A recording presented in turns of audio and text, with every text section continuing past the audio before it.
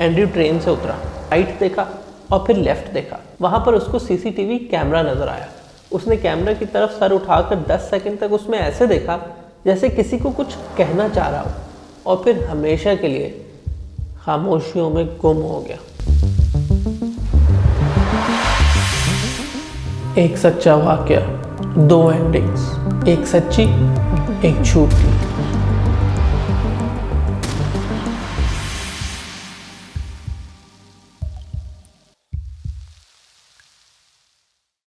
Dinner पे Andrew की family उसका वेट कर रही थी।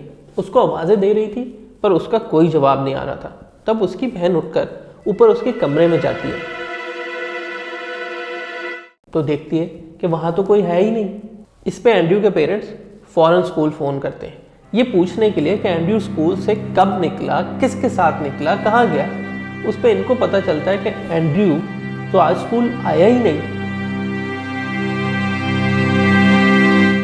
ये सुनकर एंड्रयू के पेरेंट्स फैसला करते हैं कि फ़ौरन से पहले उनको पुलिस को अलर्ट करना होगा। आगे बढ़ने से पहले एंड्रयू को थोड़ा समझ लेते हैं। एंड्रयू एक 14 साल का लड़का है जो कि डॉनकास्टर में रहता है with his parents and an elder sister. देखने में वो अपनी उम्र से छोटा लगता है, मोटा सा चश्मा लगाता है, लेफ्ट ईयर से कम्प्लीटली डेफ है और उसकी पर्सनैलिटी आम बच्चों जैसी नहीं है।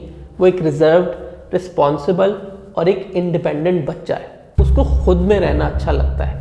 एंड्रयू की फैमिली का कहना है कि वो एक होम बर्ड है जो रेयरली कभी घर से बाहर जाता है और बगैर बताए तो कभी भी नहीं।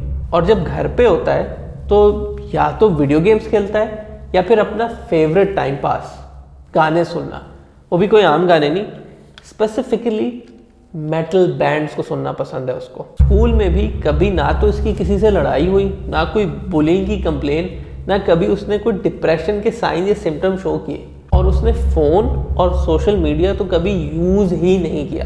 इसलिए जब वो घर पे नहीं मिला तो उसके पेरेंट्स बहुत घबरा गए।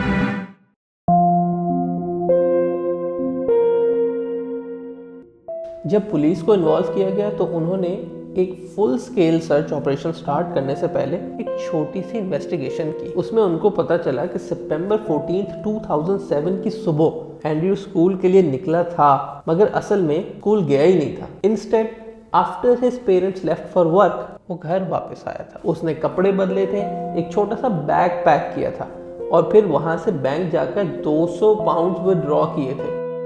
ये पैसे लेकर वो सीधा डॉनकास्टर ट्रेन स्टेशन गया था जहां उसने लंदन के लिए एक 1 वे टिकट खरीदी थी।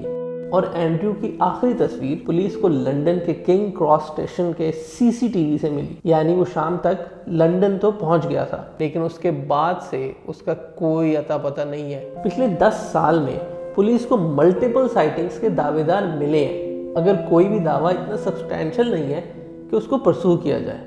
आज की डेट तक किसी को नहीं पता कि एंड्रयू क्यों और कहां गायब हो गया। पुलिस ने भी अभी तक इस केस को ओपन इन्वेस्टिगेशन पे रखा हुआ है और उसके माँ बाप भी अभी तक एक्टिवली सोशल मीडिया, न्यूज़पेपर, जिस तरह भी हो, किसी न किसी तरह एंड्रयू को ढूंढने में अपनी एफर्ट्स आज तक कर रहे हैं।